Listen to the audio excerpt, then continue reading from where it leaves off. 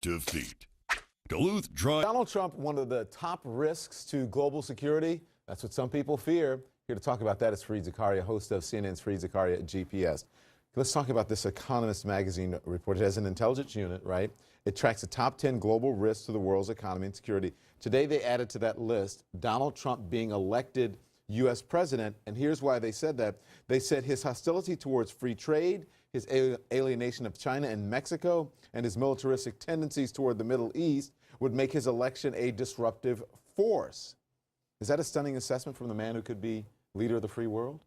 I think it's actually pretty accurate in this sense. So Trump is in some ways a kind of stealth candidate because almost everything he says he's going to do as president isn't going to happen. We're not going to build a wall. We're not going to deport 12 million people. The U.S. military is not going to go around torturing people. It's not going to kill innocent, men, women, and children who happen to be related to terrorists. It's not going to carpet bomb civilians. So you ask yourself, what is he going to do? Right? It's a little clear. There's almost like you want to know what's the plan B, since the plan A is all this emotional, red meat that isn't actually going to happen. So you're sort of part of what's going on here is the world which looks to America for certainty, for surety, for a certain sense of continuity is wondering, what the hell is going on? Yeah. What should we expect with this new guy? So you mean Mexico is not going to pay for a wall? Well, if you look at, as I say, literally everything he says he's going to do, we know with almost absolute certainty isn't going to happen. We're not going to put 45% tariffs on China. It's not going to work. They'll sue us in the World Trade Organization. The whole world trading system would collapse.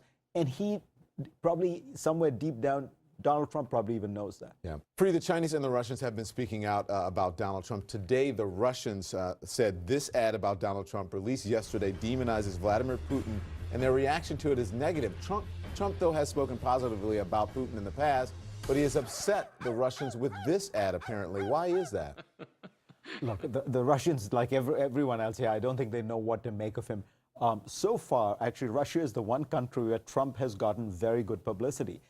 Russian news anchors have spoken favorably about him. There are op-eds in favor of him, all because Russia is a totally controlled, state-run media. And Putin, if you recall, had said very nice things about him. He's called him a bright and talented man who is, what did he call him, like the absolute leader or something like that. So in these places, you can't tell much about popular opinion. This is what you're watching is what the Kremlin thinks. They like his authoritarianism, so to speak, right? Correct. But on this one, they're not so happy because it doesn't put Putin in a positive light. Exactly. Yeah. And the Chinese reaction to Trump is actually even more interesting. There's a Chinese state-run newspaper editorial which says the rise of Donald Trump is exactly why democracy is a bad idea.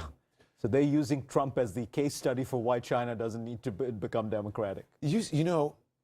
The former First Lady Laura Bush doesn't usually speak about politics, right? But she spoke about Donald Trump and some of the controversy, some of the issues swirling around him. This is in USA Today. Here's what she said. If Donald Trump's the nominee, the Republican nominee, are you going to vote for him? Susan, I'm not going to answer. Don't ask that. And yet, in your book, it's clear that you don't think Islam hates America, that you don't think all Muslims should be banned from entering the United States. Is there a point where you would feel compelled to come off the sidelines to speak against proposals? This is what like that? I want Americans to remember, what our real values are. And one of the very first things, one of the reasons we're a country is because we believed in freedom of religion. Is that gentle criticism, you think, from the former First Lady? I think it's gentle criticism. I honestly think it should be stronger criticism. Look, if the Republican Party believes it is a party based on a certain set of ideas, and Ronald Reagan has essentially tried to remake the Republican Party, and his ideas were free markets and free trade, less government, a certain social conservatism on issues like abortion, open immigration, a free, open attitude towards immigration, an expansionist view of America and a generous view of America, spreading our values around the world. Right. Trump dissents from almost every single one of those things. Ronald Reagan's political career began on entitlement reform. Right. The speech that launched Reagan's career was Medicare reform. I mean, he was essentially an attack on Medicare. Trump, Trump is essentially against almost every one of the core Republican Party's beliefs. He compares himself to Ronald Reagan, though. Yeah, because he doesn't know history. But the odd thing is, when a Republican's going to say this guy is an interloper, and most importantly, we will not vote for him. If you just keep up with this gentle criticism, yeah, it hasn't worked so far, and I don't think it's going to work. The establishment has said in his mind. I mean, there's a stop. There is Trump. one senator who has said he will not vote for Trump. Yeah. If elected. That's it. Well, that's what they've said. All the others say things, but then when asked, Marco Rubio says he's a con man, like a third world despot, but I'll vote for him. Yeah. I mean, what kind of criticism is that? It's true. How can you say we don't want him? We have the Stop Trump movement in our party, but yet and still I'm going to vote for him if he's it doesn't make sense, does it? Well, and how can you say, look, this guy is advocating torture. He is calling for, a kind of collective punishment of all Muslims. He's calling for collective punishment of Mexicans. He's going to tear up the foundations of the ideas that we think this party and in some cases this country is based on. But you know what? If he becomes our nominee, I'll campaign for him. One quick thing before I move on. But he does speak for a lot of Americans, it appears, because aren't those the sentiments of many Americans? We talk about, the party wants to stop him, yet they're going to vote for him. But he's got a lot of Americans riled up.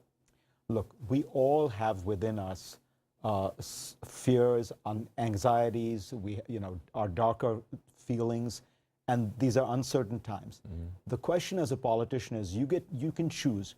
Do you want to bring out people's worst sides? Do you want to bring out their fears, their anxieties, and focus them on hating other people, saying, your life is in trouble and it's because of Mexicans, it's because of Muslims, it's because of the Chinese? Someone else, or do you want to draw the better angels of our personality? That's a choice every leader faces, and we can see what choice Trump has made. The biggest fear for a lot of people is that he will have the nuclear code. He will, he will have the access to the nuclear code. And he hasn't released any information on a foreign policy advisor. He says, I don't want to give my hand to anyone. Here's what he said just yesterday in an interview. I'm speaking with myself, number one, because I have a very good brain and I've said a lot of things. So I know what I'm doing, and I listen to a lot of people. He has brought up Richard Haas. You know him well. It's from the Council on Foreign Relations. He's met with Trump. He hasn't really talked about anyone else. Does this concern you that he's really not saying who advises him on foreign policy? Well, Richard Haas will be on my program this Sunday, so stay tuned for that, talking about this.